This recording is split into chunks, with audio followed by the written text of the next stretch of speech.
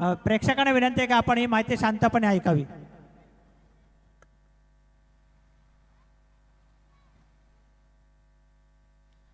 नमस्कार बंधू आणि भगिनींनो आणि माझ्या बालगोपालांनो, मी डॉक्टर आरती प्रकाश नेरपवार, आपल्या राहणार गावातील चर्नीपाडा येथे जो सरकारी दवाखाना आहे तिथे मी डॉक्टर आहे।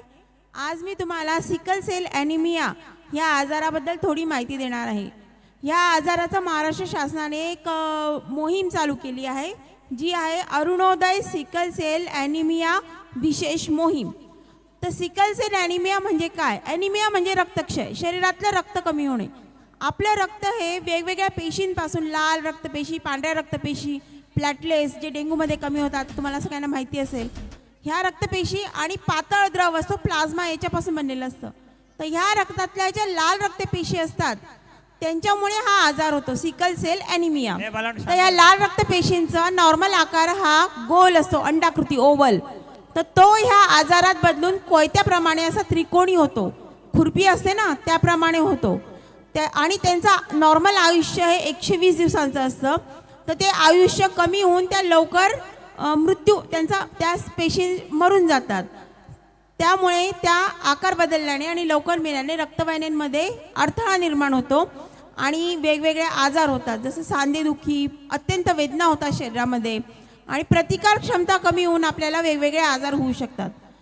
तर ह्या आजारावर लवकरात लवकर निदान केलं, रक्ताची तपासणी केली आणि नियमित उपचार घेतले तर ह्या आजाराने ग्रस्त व्यक्ती चांगलं जीवन जगू शकतो।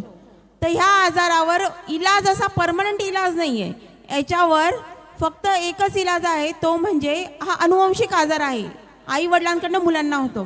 तर लग्नाच्या पूर्वी ह्या आजाराची तपासणी करून घ्यायला पाहिजे।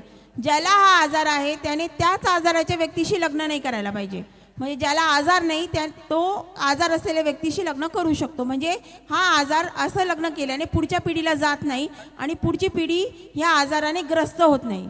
किंवा मग दुसरा एक विभाग म्हणजे आजार नसतो पण हा व्यक्ती कॅरियर असतो, तर कॅरियर व्यक्तीने कॅरियर व्यक्तीशी लग्न नाही करायचं, तो आजार नसलेल्या व्यक्तीशी लग्न करायचं। हा प्रतिबंध हाच ह्या आजाराला एक इलाज आहे। या आजारामध्ये गुंतागुंत होऊ नये म्हणून नियमित उपचार घेतले, व्यवस्थित सकस आहार सेवन केला, नियमित व्यायाम केला तर हा आजार नियंत्रणात राहू शकतो। तर ह्या आजाराचं लवकरात लवकर निदान, जास्त करून लग्नापूर्वी रक्ताची तपासणी करून घ्यायची आणि 0 ते 40 वर्षापर्यंत सर्व व्यक्तींना मी आवाहन करते की त्यांनी ह्या सिकल सेल ॲनिमिया आजाराच्या रक्ताची तपासणी करावी आणि त्याप्रमाणे म्हणजे लग्नापूर्वी जास्तीत जास्त करून घ्यावी तपासणी आणि त्याप्रमाणे पुढचं आयुष्य जगावं, म्हणजे आपली पुढची पिढी ही सिकल सेल ॲनिमिया विरहित होईल, असं तुम्हा सर्वांना मी आवाहन करते। धन्यवाद।